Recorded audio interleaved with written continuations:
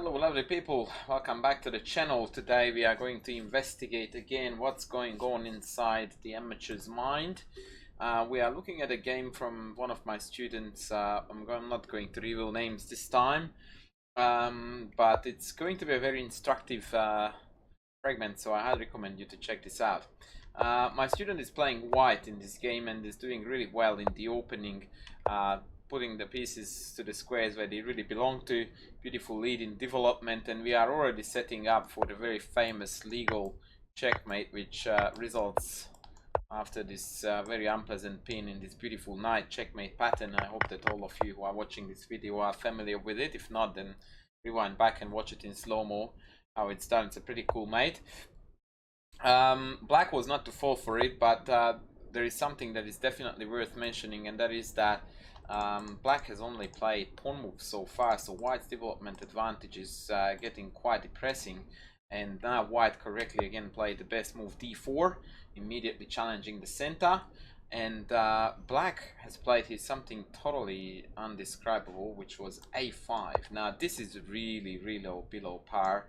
It's a terrible substandard move, which actually doesn't have any point whatsoever. I think that he was dreaming about playing b5 and a4, trapping this bishop, except for the fact that the white bishop is not forced by any means to come back this way after b5.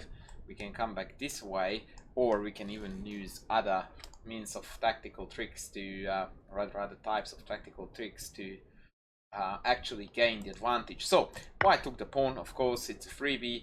And after b5, it was a very easy decision for white as to what to do, because both the sacrificial continuation of knight takes b5 and the bishop retreat would result in a totally winning position for white. For the record, I would like to mention that the simple bishop e2 would have netted a pawn for white without any dramas. Even if b4, we can put the knight here, or even back to b1 is not really sacrilege, because now the c4 square has been weakened, so that the knight can swing back and bounce back to c4 without any dramas, and we kept our extra pawn.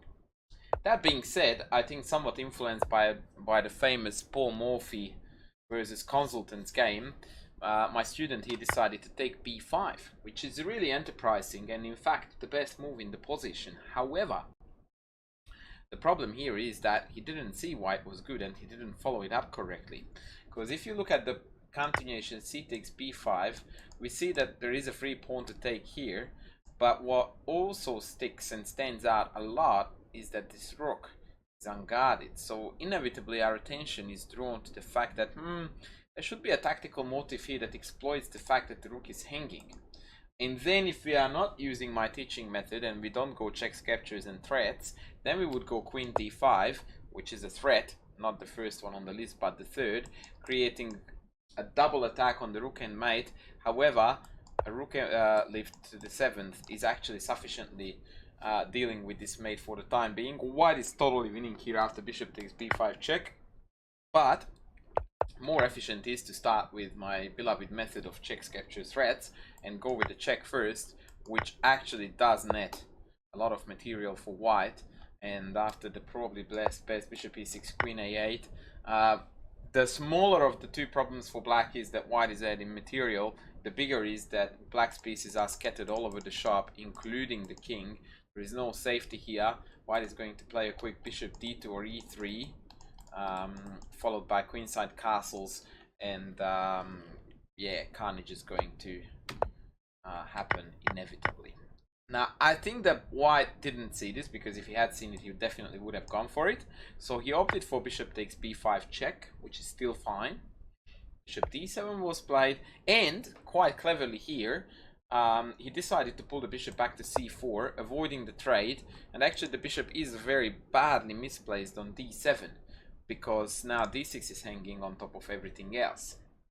And this is where we are going to arrive at the first very interesting moment in the game, where I would like to dig into the amateur's mind, so to speak, and that's the moment after bishop c6. And the reason why I chose this whole game is actually partly this particular position, because what's going to happen here is something that I do see on a regular basis in 90% of my students' games.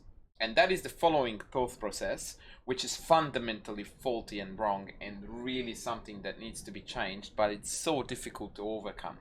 This is the following. Okay, my opponent has played bishop c6. My pawn is under attack. And this is where the thinking stops. So the problem here is that from here on, there is no productive thinking process. None whatsoever. So this is almost like the flight or fight effect. He doesn't actually kick in at all. So there is no further thought. So we do see the tiger in a caveman style. But we then don't consider whether to flight or fight. We just go for the flight exclusively 100% out of 100. Well, sorry, 100 times out of 100 occasion. So we don't really measure up whether it's a scorpion that is a kilometer away or it's actually a lion standing right in front of me. Best is to run that way. This is the thought process, and there is no deeper, more engaged thinking in, is it really hanging? Is it actually good for them to take that pawn? In fact, most players don't even get to the first question to ask, is it really hanging? Because they go like, yeah, it is hanging. It's under attack, so by default it's hanging. And they don't consider that actually there might be benefits for me to let go of that particular piece. In this case, for example, the total no-brainer looking move to me is castles, although e6 probably would have a large number of followers too, with again destroying the enemy king. But let's just go with castles, waiting for them to take, and now take on d6. And let's have a look at what has been achieved. Now we managed to crack open the e file. Our king is safe. The rook is ready to pin the bishop onto the d file, thereby deciding the game. Ta-da! Turns out that bishop takes e4 was actually a horrible mistake on black's end. So not only do we not consider the fact that, okay, something is hanging, but perhaps we should let go, but we also fail to see that by letting go, we actually allow our opponent to blunder. And this is again a very typical phenomenon in my students' games, and I see it all the time in amateurs' games, that this type of thinking that this is hanging, I must defend, actually prevents your opponent from blundering. It's quite paradoxical, but very often the case is amateur players do not win, and I'm not saying that they lose, but they not win a lot of games because they physically prevent their opponents from doing dumb stuff that they actually loudly announced that they are about to do. And all it takes is just an extra minute to actually calm the farm and go like, okay, so he goes there, he wants to take me, which is already really, really suspicious because it's the third bishop move with the same move in the opening whilst everybody is still at home and the king is totally insecure. It just is yelling. It's like red flashing lights going off like madman. Don't do it, don't do it, don't do it. And we go like, nah, I'm gonna prevent him from committing total suicide. So this is a major problem, and it ranges literally from ratings to 1000 to all the way to 1900. It is probably one of the most commonplace error that I face in my students' games and in my own coaching practice, is that people just are addicted to stuff. Like, this is my pawn, you shall not take it, even though I would be greatly benefiting from it being gone, because now I can kill you like crazy. But now that calculation actually in the vast majority of times doesn't take place. It's this initial gut instinct that it's under attack, I shall guard it. And by doing so, white actually loses a large chunk of his advantage here, but he's still way ahead. Now after d takes e5, having stepped on the wrong path, white continues walking down the wrong path, because here we recognize a new tactical trick. Now the d file being open means that we can actually take on f7, and now the black king can't take because of queen takes queen is game over. And if the king goes up, then we can trade queens and play knight takes here. Maybe we don't need to do that actually. I need to think if there is a better way to do it. We can simply come back actually, it's probably better. And yeah, definitely 100% better. Keep the queens on the board. We pinch an extra pawn. King can't castle. Bishop can't get out. Knight e5, knight g6 is incoming. Disaster. Game over. Instead, white took on e5. Once again, it's rather materialistic, although one would argue that bishop takes f7 is even more materialistic, but this doesn't come up on the list of moves because it's a sacrifice and we lose material technically by looking at things that are under attack. But of course, once again, your good old friend checks, captures, threats will tell you what the right thing to do is. Okay, knight e5, bishop takes, e takes, knight f6, c4, bishop b4 check, bishop d2, castles, castles, bishop takes, queen takes. I purposely accelerated these moves a little bit without making too much commentary about them because they were fairly straightforward, rather good moves on both sides. And now we arrived in a position where things are more or less even. We have got the 3 pawns for the piece, but the pawns are not easy to roll. Only 2 are passed. If we could do this, that would be brilliant, but we can't. And so from here on, we need to win this game again. We have already won it once, but we failed to exploit it.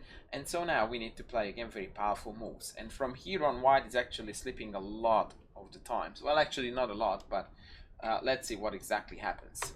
Knight e4 is played, makes no sense whatsoever, because now a powerful queen move, best is queen d4, is going to kick the knight out, and we are ready to rock and roll with c5. Now here white plays queen e3, which is a mistake, because here the centralized queen is an absolute beast. It can't be attacked, it controls a lot of squares both directions, and it supports, wow, me drawing stupid arrows is what it supports. It supports white in pursuing his main goal, which is to keep the connected pass pawns rolling.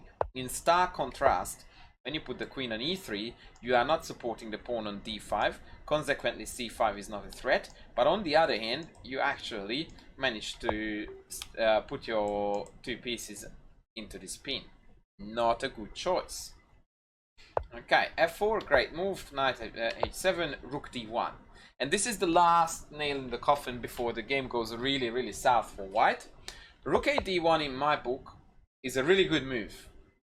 Primarily it is a really good move because it creates a threat. And that threat is c5. This move, in my opinion, doesn't make any other sense. But for that reason, it's a beautiful developing move. It covers the center and it threatens to play c5.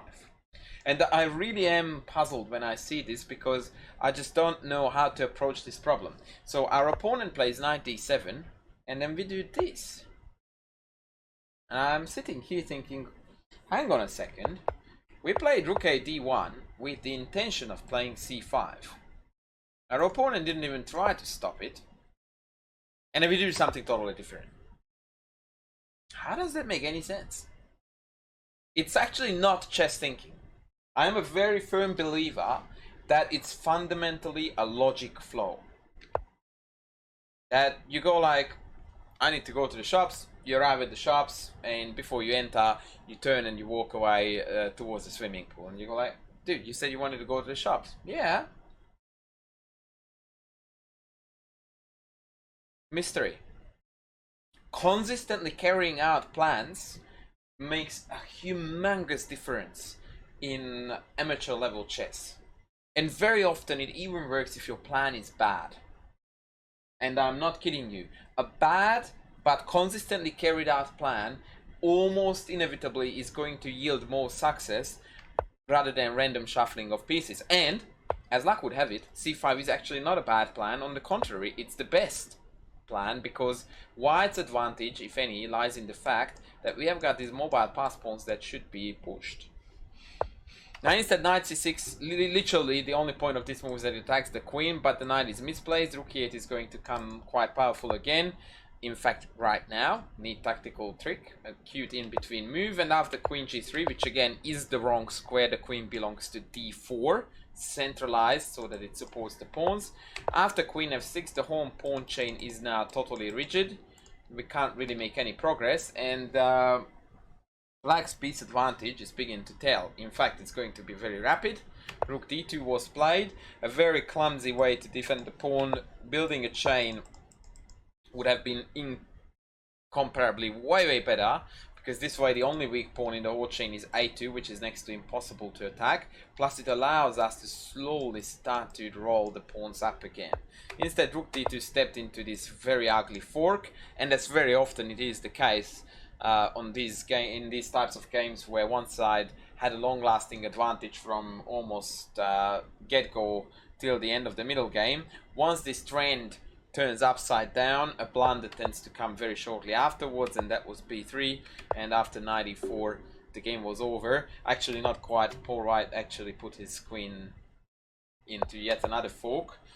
But before waiting for knight takes f2, he chose to capitulate. So I would very highly recommend you to go through this again and check out the mistakes on the way, because they are so characteristic. Number one is the failing to see a two-move tactic. Super basic, absolute basic level tactic. Number two, oh my god, my pawn is under attack, let me defend it. Which contradicts every single major chess principle that we live by in the given circumstances, because we are ahead in development, we have got the initiative, the opponent's king is stuck in the middle. So all this indicates that cracking open the position and encouraging our opponent to waste even more time on grabbing stupid meaningless material instead of developing their pieces and worrying about their king's safety is going to lead to disaster. Now, we need to hang on to the material. This obsession is the number one reason why people can't make their next step in chess. People are incapable of letting material go. Again, we are missing a two-move tactic. And as I said, from here on, the game actually took a positional nature. And here it was more inconsistency, although the queen once again belongs to d4, that disallowed white to win this game than anything else. And from here on, actually black started to play a decent game, and on the first given opportunity he managed to strike and convert the victory. This is something that I would describe as a very, very typical occurrence in many of my students' games, that they have got many opportunities along the way, they all fail to exploit these opportunities. Eventually the game turns around, and on the first given chance we stumble into some very ugly tactics and we lose.